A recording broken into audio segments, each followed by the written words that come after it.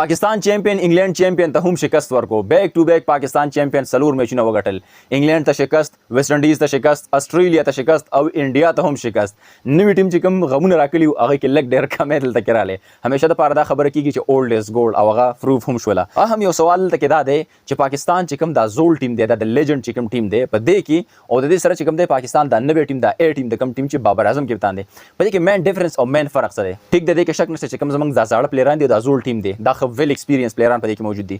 شاهد خان افریدي، مصباح الحق، یونس خان، د دې سره چې کوم دی سید اجمل، وکټ کیپر کامران اکمل، شعیب ملک، دا ټول زاړه پلیران دي او دوی باندې کپتاني هم تېره شوې ده په میجارټي پلیرانو په دې باندې. نو دوی د کنډیشن نه، حالات نه ډېر زیات خبر دي. بیا سپیشلی یونس خان یو لیجنډ دی. خو دې نه هټ کر یو مین فرق چې کوم په ټیم کې ډېر زیات اهم، مهم او ضروري وي هغه د اتفاق.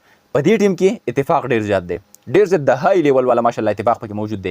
زموږ چې کوم دا نوی ټیم دی، بابر اعظم چې کوم کپتان دی، دې کې اتفاق نشته. که دا تاسو منئ ویې منئ، که نه منئ چې اډل ویم نه منئ، خو اتفاق په هغه کې نشته دی. په دې زړو پلیرانو کې په دې زول ټیم کې اتفاق ویل دی. هغوی ته پته ده چې دا یو ورلډ چیمپئن لیګ دی، د دې نه بعد د یو بل سره زموږ نه څه واسطه دومره خاص راځي. راځي به، خو په کرکټ کې داسې نه راځي چې موږ په یو بل سره کمپټیشن وکړو. زه ووایم چې نه دې رنز ولې وکړه، دې رنز کم وکړه، دې سیوا وکړه.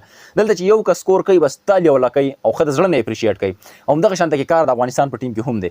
نو دغلته مسله په دې کې دا ده چې دوی په منځ کې یو بل ته څه دغه نشته دی. بس دا لیګ ختم شي، بس قصه ختمه شوه. مطلب دغه فیوچر غټه خبره پکې نشته چې فیوچر کې به دا که زمانه مخکې شي او دا به وروسته شي.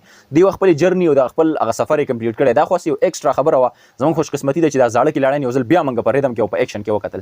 نو فرق دلته کې صرف دا دی چې په دې کې اتفاق موجود دی. زموږ په دې نوي ټیم کې چې کوم اے ټیم دی، په دې کې اتفاق نشته دی. دغه د وجې ګنې الن کې زموږ دا اے ټیم دومره ډېر زیات مضبوط ټیم دی چې هغه تاسو ته ویلی نه شم. دومره څلور بالران په اټ ټایم باندې په یو ټیم کې نشي کېدلی چې هغه تا سره فاست بالران وي. دومره ویل ایکسپیرینس بیټسمنان تا سره په اټ ټایم باندې نشي کېدلی. ستا د اتمې وکټې پورې بیټینګ دی، ستا د څلور پنځه شپږ بالران داسې چې هغه بالینګ کوي. تا سره چې په دغه ټیم کې موجود وي نو داسې ټیم ډېر زیات مضبوط ټیم وي، ورلډ کلاس بالران دي. خو وجه صرف او صرف بې اتفاقي ده. په دې ټیم کې اتفاق نه و، د دې وجې موږ د ورلډ کپ نه بهر شو. نو کو پاکستان کرکټ ټیم دا اے ټیم راټولول غواړي او دا مضبوطول غواړي، مصباح الحق یا یونس خان دي ایز راولي، دا ایز ا کوچ ځان سره په ټیم کې واخلي، دا به ښه ټیم ټرین کړي. بله په مزغو کې ولدا خبره کوي چې په ټیم کې اتفاق بساتئ، یو بل به سپورټ کوئ، یو بل به بیک اپ کوئ، نو هله به ستا ټیم چلیږي. نو چې کله دا شیز په منځ کې رالی، پاکستان ټیم به هم مضبوط شي. ستاسو خپل سره ده چې آیا دا کومه خبره زما په ذهن کې ده، د دې سره تاسو څومره اتفاق لرئ، هغه سره هم کمنټ کې شامل کړئ. انشاءالله ملاویږي نوې ویډیو کې. تر هغه دمه ما هم یا طارق شاه ته راکړئ اجازت. الله پامان.